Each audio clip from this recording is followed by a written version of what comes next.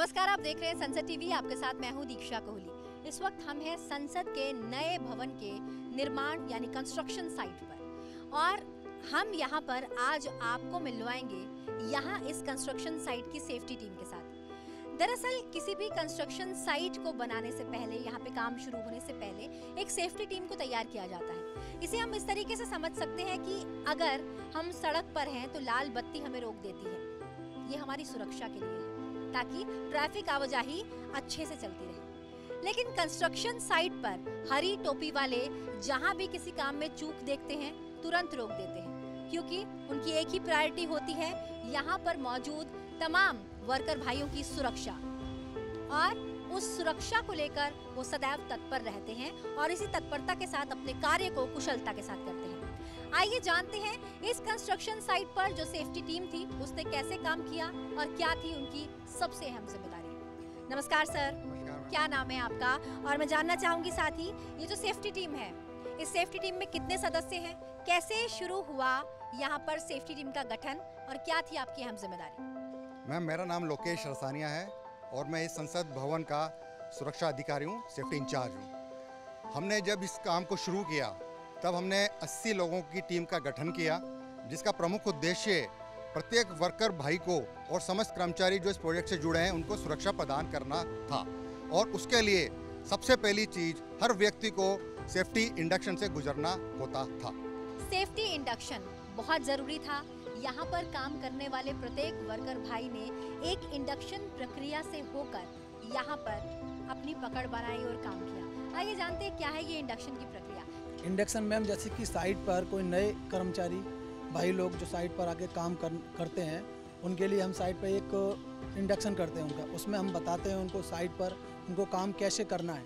जैसे कि साइट पर काम करने के लिए हम उनको प्रोवाइड कराते हैं हेलमेट, जैकेट, जूता, इनको पहनकर आपको साइट पर जाके अच्छे से काम करना है। और उनको बताते हैं साइट पर क्या क्या खतरे हो सकते हैं, उनसे बचने के लिए उनको क्या क्या करना होता है। इन सारी चीज़ों के बारे में हम उनको बताते हैं, ब्रीफिंग करते हैं। क्या सिर्फ इतना ही है इंडक्शन या इसमें कोई मेडिकल टेस्ट भी इन्वॉल्व है? मेडिकल टेस्ट होता है मैम। मेडिकल टेस्ट में उनका फिटनेस के बारे में चेकअप वगैरह सारा कुछ होता है। उनको आँखों का भी टेस्ट होता है उनका, ताकि उनको अच्छे से दिख रहा है नहीं दिख रहा है, उनका अपना हाथ वगैरह, उनका प्रॉपर बॉडी की फिटनेस एकदम कंडीशन सही है नहीं है। उनका एक हाइट फोबिया टेस्ट भी होता है, ताकि साइट पर वो ऊंचाई पर जाके जो काम करते हैं ऊंचाई के दौरान उनके साथ में कोई भी खतरा ना हो, उसका भी उनका एक हाइट फोबिया टेस्ट होता है। हाइट फोबिया टेस्ट होता है, ऊंचाई पर उन्हें कोई तकलीफ ना हो, उनकी सेफ्टी का भरपूर ध्यान रखा जाए।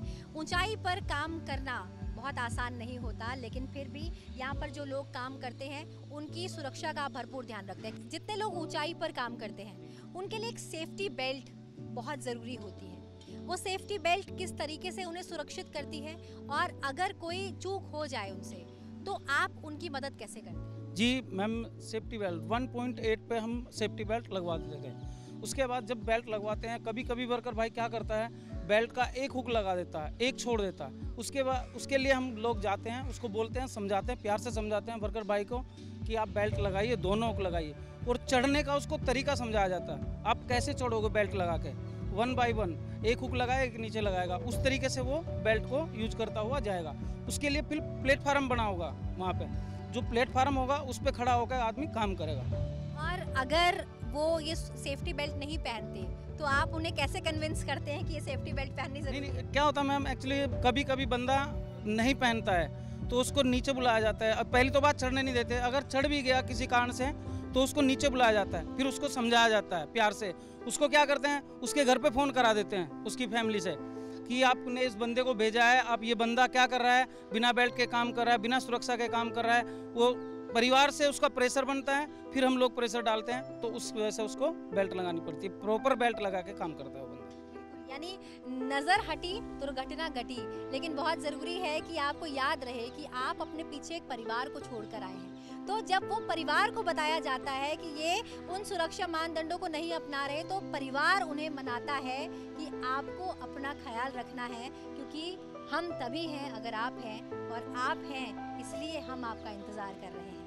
ओम प्रकाश जी, यहाँ पर साइट पे बिजली का भी काम हुआ जी, और आप खास तौर पर बिजली में काम कर रहे लोगों की सेफ्टी का ध्यान दे रहे थे। ऐसे में आप लोगों ने उनको क्या समझाया, क्या ध्यान रखा और कितना सेफ्टी के साथ आपने उन्हें काम करने का प्रोत्साहन दिया?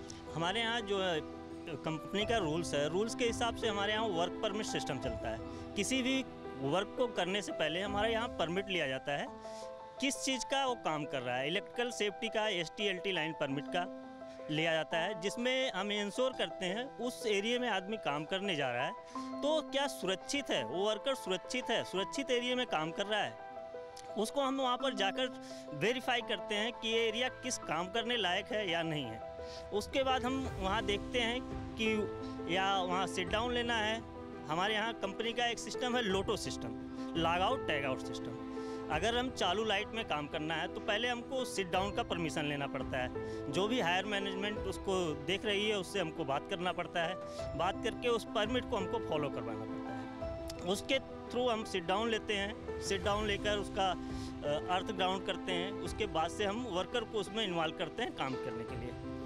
तो इस दौरान कभी ऐसा हुआ कि किसी ने आपकी बात ना मानी और आपने उसे कहा हो कि बहुत ज़रूरी है आपकी सुरक्षा के लिए आपको मानना होगा? मैम, ऐसा तो गलतियां होती रहती हैं बार बार। कभी कभी वर्कर गलतियां कर देता है, बिना इन्फॉर्मेशन का किसी लोकेशन पे चला जाता है। तो हमारे यहाँ क्या है, उसको हम ऑफिस में ले आते हैं, बैठाते हैं, उसको पिक्चर दिखाते हैं किस तरह से इलेक्ट्रिकल सेफ्टी से दुर्घटना होती है। उसके माइंड में हम ये घुसाना चाहते हैं कि वो गलती ये दोबारा इलेक्ट्रिकल संबंधित से गलती ना करे। आप ये दरअसल बताना चाहते हैं कि ये ज़िंदगी कितनी अनमोल है और ये ज़िंदगी कितनी ज़रूरी है और कितनी बड़ी है और इसे हमने पूरी तरह से जीना है और सुरक्षा का ध्यान रखना है। और खुशी होती है बताते हुए कि जब सेफ्टी की बात आती है तो उसमें मातृत्व का भाव भी है। 80 लोगों की टीम में जब मैं किसी महिला से मिलती हूँ और उससे ये जानती हूँ कि हाँ, क्या आप भी इनकी सुरक्षा का ध्यान दे रही थी, तो मुझे लगता है ये सवाल नहीं बनता, क्योंकि एक महिला अगर किसी भी क्षेत्र में हो तो सबसे पहले जो उसका मातृत्व का भाव होता है वो कुछ इस तरीके से जागता है कि वो वैसे ही सबका ध्यान रखती है। ऐसे में सुरक्षा में एक महिला का होना वाजिब है, बहुत ज़्यादा कारगर रहा होगा, काम कर रहा होगा और आपका सबको बहुत सहयोग भी मिला होगा। आपका नाम जानना चाहूँगी, साथ ही आपने क्या यहाँ पर सेफ्टी में आपकी भूमिका क्या रही? ओके, मेरा नाम आरती है मैडम, मैं एनवायरनमेंट इंजीनियर हूँ यहाँ पे और मेरी पूरी टीम का पूरा सपोर्ट रहा है ड्यूरिंग होल टेन्योर। एंड कुछ ऐसी एक्टिविटीज़ हुई जिसमें सेफ्टी के जितने भी रिपोर्ट्स वगैरह है या कुछ ऐसा है, वो मेरे थ्रू सपोर्ट यहाँ पे बनी है, मैंने बनाई है, इनके सपोर्ट से, इनसे सीखा है और इनको कुछ सिखाया भी है। और एनवायरनमेंट पार्ट पे आप समझेंगे यहाँ पे, क्योंकि एक सेफ्टी एक अलग पार्ट है और आप एनवायरनमेंट उसके साथ जोड़ देंगे तो एनवायरनमेंट, हेल्थ और सेफ्टी अपने इंडक्शन बिल्कुल सेफ्टी नहीं थी, इसके साथ एनवायरनमेंट भी जुड़ा था। यस, बिल्कुल। और जब स्टार्टिंग में आप कंस्ट्रक्शन जब स्टार्ट हुआ तो एक जो डस्ट होता है वो बहुत बड़ा मेजर इश्यूज़ है कंस्ट्रक्शन साइट्स के लिए। और ऐसा माना जाता है NGT नॉर्म्स के हिसाब से कि कंस्ट्रक्शन जो इंडस्ट्री है ना, वो बहुत ज़्यादा कंट्रीब्यूट करती है डस्ट के लिए। और ड्यूरिंग विंटर सीजन आप समझते होंगे कि हर बार बैन लगता है NGT का। सिर्फ ये एक प्रोजेक्ट था जिस पे ये बैन इम्प्लीमेंट नहीं हुआ, जस्ट बिकॉज एक नेशनल इंपॉर्टेंस तो था ही इस प्रोजेक्ट का, बट हमने वो मेजर्स भी लिए थे। मेजर्स में हमने क्या क्या लिया था मैडम, कि हमने एक साइड बैरिकेड्स प्रोवाइड किए थे all around the side periphery, 10 metre का बैरिकेड्स। एंड हम लोगों ने व्हील वॉशिंग फैसिलिटीज़ प्रोवाइड की सो दैट कि जो डस्ट है साइड का वो व्हील्स के थ्रू बाहर नहीं जाए, व्हीकल्स के व्हील्स के थ्रू। एंड हम लोगों ने जो भी कंस्ट्रक्शन मटेरियल कैरिंग व्हीकल्स थे वो पूरा टाइम कवर्ड होते थे। एंड जो एरियाज़ में काम करते थे वर्कर्स भाई, हम उनको नोज़ मास्क प्रोवाइड करते सो दैट उनको कोई भी डस्ट रिलेटेड हेल्थ इश्यूज़ नहीं आए, उनको ऐसे रेस्पिरेटरी इश्यूज़ नहीं आए। और इसके अलावा हम लोगों ने अपना एयर मॉनिटरिंग डिवाइसेस इंस्टॉल किए साइट के अंदर, जिससे कि हम क्या कर पाए, अपना एयर क्वालिटी जो है मेज़र कर पाए। और वो डेटा हम लोगों ने काफ़ी हद तक गवर्नमेंट को सबमिट किया एंड दे एक्सेप्ट वेल, और हमें वो परमिशंस ग्रांट हुआ और ड्यूरिंग NGT नॉर्म्स के हिसाब से हमने वो कंप्लायंस पूरा किया इस प्रोजेक्ट पे। एंड इसके अलावा कोविड प्रिकॉशंस के बारे में मैं बताना चाहूँगी। इस प्रोजेक्ट पे हम लोगों ने 2021 में कोविड फेज़ देखा है पूरा, 2020 एंड 2021 में। उस बीच में हमारा एक लेडाउन साइट है कीर्तिनगर, जहाँ पे हमने पूरा क्वारंटीन वार्ड्स, एंड जब भी कोई नया वर्कर आता था तो 3 दिन के लिए हम लोग उनको क्वारंटीन करते थे अलग से, और उनके RT-PCR टेस्ट हम लोग करते थे। और इस प्रोजेक्ट पे कोई भी ऐसा पर्सन नहीं बचा जिसको हमने 2 बार वैक्सीनेशन नहीं दिया हो। फर्स्ट एंड सेकेंड डोज हमने फुल वैक्सीनेशन दिया है। बिल्कुल, और आपने इस सबके सपोर्ट के साथ वो कर्व भी दिखाया जिसके साथ एक टारगेट लेकर आप चले थे। जी नमस्कार, क्या नाम है? पंकज कुमार मिश्रा। पंकज जी, इस निर्माण के बीच एक सबसे बड़ी जिम्मेदारी उन लोगों का ध्यान रखने की थी जो लकड़ी पर काम कर रहे थे, क्योंकि कटिंग भी हो रही थी और आप लेइंग भी कर रहे थे साथ साथ, और उसके बाद कील का काम और बहुत छोटे छोटे ऐसे माइन्यूट काम थे जिस पे ध्यान देना बहुत ज़रूरी था। ऐसे में आपकी क्या जिम्मेदारी रही? जी मैम, हम लोगों ने लेबर को प्रॉपर जो एक्टिविटी करते थे, फर्नीचर का इंस्टॉल करना या जो भी फैक्ट्री से जो आता था उसको इंस्टॉल करना, जो यहाँ पे बनाते थे उसको लगाना, उसके रिकॉर्डिंग जो भी एक्टिविटी रहती थी हम उनको प्रॉपर एक ट्रेनिंग देते थे। जब स्टार्ट सुबह मॉर्निंग में एक हमारा टीबीटी होता है, डेली टीबीटी होता है, उसमें उस दिन का क्या एक्टिविटी रहेगा उसके रिकॉर्डिंग हम उनको प्रॉपर ट्रेनिंग देते थे। ट्रेनिंग में पूरा उनको हम लोग कवर करते थे कि वो जो एक्टिविटी करेंगे उसके रिकॉर्डिंग उनको क्या क्या सेफ्टी के मतलब मटेरियल लगेंगे, उनको हैंड ग्लव, चश्मा, नोज मास्क, जो भी है जो एक्टिविटी करेंगे उनके लिए क्या मटेरियल लगेंगे वो उनको बताते थे। उसके बारे में इम्पोर्टेंस उसका क्या है और वो करते थे लेके। काम चाहे कोई भी हो, चाहे कंक्रीट का काम हो, सरिये का काम हो, फर्नीचर का काम हो, बिजली का काम हो, आप जब साइट पर हैं तो आपके सर पे हेलमेट, जैकेट और शूज़ ये बहुत ज़रूरी है। ऐसा कभी हुआ कि जितने वर्कर भाई हैं उन्होंने आपकी बात को अनसुना कर दिया? एक्चुअली कभी कभी क्या होता है ना, वर्कर भाई जब नए आते हैं इधर काम करने के लिए तो कभी कभी उनको थोड़ा सा नेग्लिजेंस रहता है। नए जब आते हैं तो हमको क्या करना पड़ता है, रिपीटेडली उनको अवेयरनेस देने के लिए ट्रेनिंग, टीबीटी, ये सब मॉर्निंग टाइम में हम लोग डेली बेसिस में टीबीटी करते हैं ताकि जागरूकता उनके मन में बने रहें, ताकि जो भी उनके मन में जो भी नेग्लिजेंस है उसको वो हटा देते हैं। मतलब 1-2 दिन के समझाने के बाद अरे ऐसा ट्रेनिंग करते हैं, उसको मोटिवेट करते हैं ताकि वो माइंड में नहीं आता है। उसके बाद धीरे धीरे वो अक्वेंटेड हो जाते हैं कि वो सुरक्षा के प्रति ज़्यादा ध्यान देके काम ही कर रहे हैं। रिजवान साहब ये बताइए, ये जो जैकेट हमने पहना है, सेफ्टी जैकेट, इसके क्या मायने हैं? मैम ये जो जैकेट है ये सुरक्षा जैकेट है। ये एक्चुअल में इसलिए पहना जाता है कि कहीं पे हम डार्क स्पॉट एरिया में या कहीं अंधेरे में काम कर रहे हैं तो कभी हमारे वर्कर भाई अंधेरे में फंस गए तो ये जो रेडियम लाइट लगी होती है ये विजिबल होता है रात में कि हम टार्च जलेंगे तो ये रिफ्लेक्ट करेगा, तो हम पता चल जाता है कि वहाँ पे वर्कर हमारा कोई फंसा हुआ है तो हम उसको रेस्क्यू कर सकते हैं, निकाल सकते हैं। ये सच में समझना बहुत ज़रूरी है। हमें ये लगता है कि ये सेफ्टी जैकेट कितनी सेफ होगी क्योंकि ये इतनी मजबूत नहीं है, लेकिन ये सेफ्टी जैकेट दरअसल व्यक्ति कहाँ है उसे लोकेट करने में मदद करती है। रात के समय इसका जो रेडियम है वो इस कदर चमकता है कि आप पहचान सकें कि कोई भी व्यक्ति जिसे आपकी सहायता की ज़रूरत है वो कहाँ पर है, उसे लोकेट किया जा सकता है। प्रकाश जी, एक बड़ा फेज रहा इस कंस्ट्रक्शन के दौरान कोरोना का फेज। 2 गज की दूरी, मास्क है ज़रूरी, सैनिटाइजेशन करते रहना भी ज़रूरी। ऐसे में आपने इस फेज के दौरान सभी को कैसे समझाया कि अपनी जान बचानी और कोरोना से बचाव कितना ज़रूरी है? कैसे आपने इस दौरान सभी को गाइड किया? हम लोग अवेयरनेस फैलाते थे साइट पे भी और कॉलोनी में भी, और जब भी वर्कर भाई लंच करने का टाइम होता था, क्योंकि क्या है गैदरिंग तो होना ही है जब कंस्ट्रक्शन में आदमी रहेगा, तो उसके लिए हम लोग मोटिवेट करते थे, आप लोग जितने एक दूसरे से दूरी बना के रहेंगे उतना ही आप सुरक्षित रहेंगे। और जगह जगह साइट पे हम लोग का सैनिटाइजर का व्यवस्था था, हर जगह रखा हुआ था और हम लोग हमेशा मोटिवेट किए। अमोद जी, हमारी बहुत सारे हुनरमंद हाथों से, वर्कर भाइयों से हमारी बातचीत हुई। उन्होंने कहा कि सेफ्टी टीम ने हमारा बहुत ख्याल रखा। हाँ, हमें टोकते रहे, हर काम से रोकते रहे, पर हमारा ख्याल बहुत रखा। लेकिन सबसे ज़्यादा उनमें जो एक्साइटमेंट थी वो इस चीज़ को लेकर थी कि आपने इस बीच समय समय पर कुछ कंपटीशन करवाए। तो ये जो कंपटीशन थे, प्रतियोगिताएं थी, ये क्या थी? मैम ये जो हमारा साइट स्टार्ट हुआ था तो एक कंपनी का मतलब पॉलिसी था कि हम हर मंथ वर्कर का मोटिवेट करने के लिए मतलब उसको प्राइस डिस्ट्रीब्यूट करेंगे।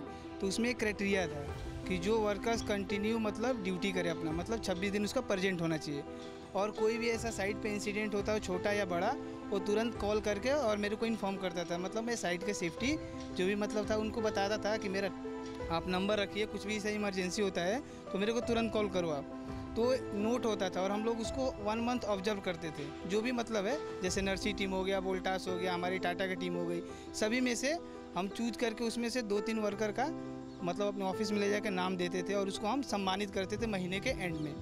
तो जो भी हमारे मजदूर साथी थे या मतलब वर्कर साथी थे, वो मेरे को मतलब टीवी में भी मैं बोलता था मॉर्निंग में कि आप लोग जो अच्छा काम करेगा मैं ऑब्जर्व कर रहा हूँ 1 मंथ, और मैं उसमें से 2-4 लोगों का नाम दूंगा जो आगे पुरस्कार दिया जाएगा। बस बाकी सभी लोग ऐसे ऐसे करके बहुत से लोगों को और बहुत से वर्कर साथियों को दिया गया। इस पूरे दौरान जैसा कि मैंने शुरू से सबसे बात की, मुझे पता चला कि 80 लोगों ने इतनी बड़ी कंस्ट्रक्शन साइट पे एक अहम जिम्मेदारी अदा की। सेफ्टी टीम 80 लोगों की थी। लेकिन यहाँ पर कार्यरत जितने भाई थे वो हज़ारों की तादाद में थे। 80 लोग 3 शिफ्ट में उन हज़ारों लोगों का ख्याल रखने के लिए थे। ऐसे में बहुत से ऐसे कोने रहे होंगे जहाँ पर आप लोग मौजूद नहीं होते थे। ऐसे में वो आगे ना बढ़ें या उनके लिए खतरा है, इस तरह उन्हें बताने के लिए आप लोगों ने क्या कुछ मेजर्स अपनाए, क्या कुछ किया आप लोगों ने? जी, जैसे यहाँ पर 80 टीम बनी थी, तो हम लोगों ने सप्ताह में एक बार मास एक्टिविटी करते थे। मास एक्टिविटी मतलब कि जितने भी हमारे वर्कर भाई हैं सभी को सुबह में एक टाइम सभी को एक जगह इकट्ठा करते थे, और एक जगह इकट्ठा करने के बाद जो भी हमारे साइट रिलेटेड काम चलता था, उस साइट रिलेटेड में क्या क्या हमको खतरा दिखता था उसको हम लोग उनको डिस्क्राइब करते थे, और उससे कैसे हमको बचना है उनके बारे में हम उनको बतलाते थे। तो क्या इस बीच आपने कोई होर्डिंग्स, बोर्ड्स, पोस्टर या कोई मार्क्स ऐसे लगाए थे कि साइट पे लोगों को देखने से पता चले कि यहाँ जाना खतरे से खाली नहीं है? जी, हम लोगों ने साइट के अंदर बहुत सारी ऐसी पोस्टर भी लगाया था जो कि एक संकेत देता था कि अगर आप सुरक्षित काम करोगे तो ये खतरा हो सकता है, और उसमें भी खतरा भी लिखा रहता था और उससे बचाव का उपाय भी लिखा रहता था।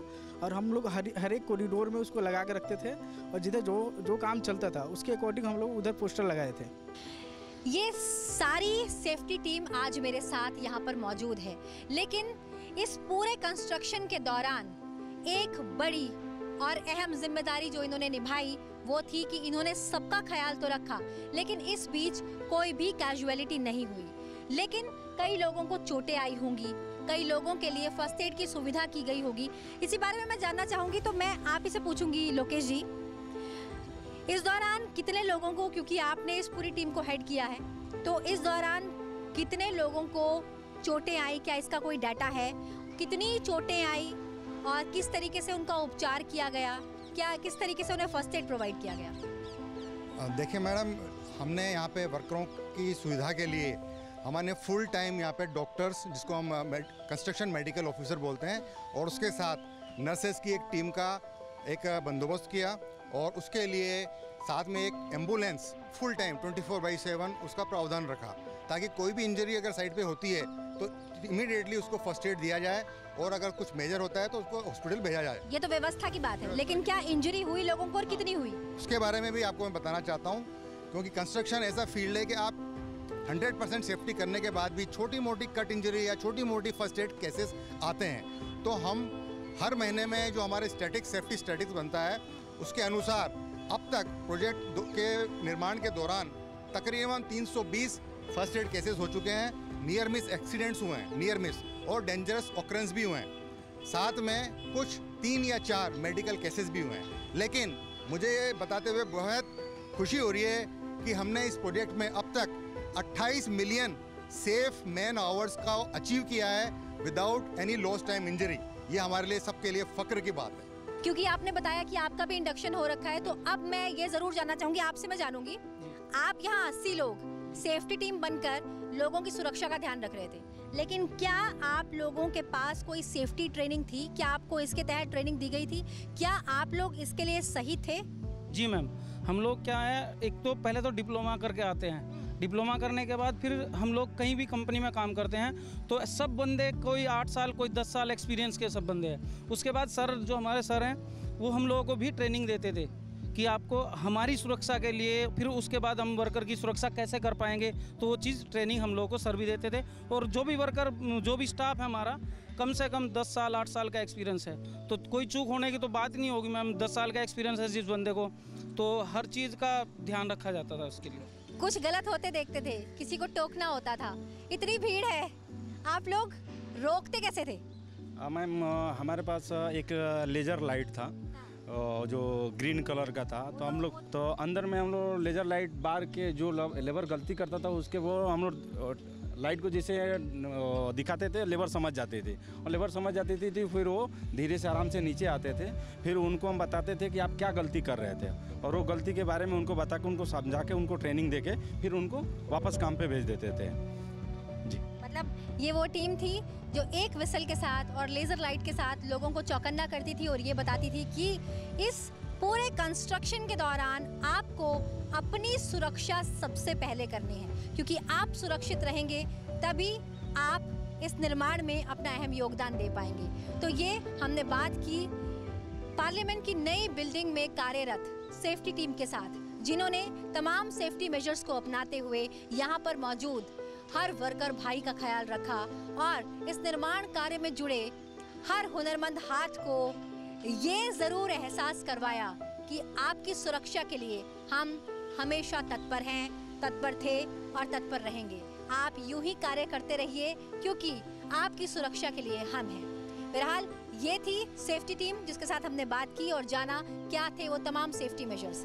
इसी के साथ अभी के लिए मुझे दीजिए इजाज़त और आप देखते रहिए संसद टीवी। नमस्कार।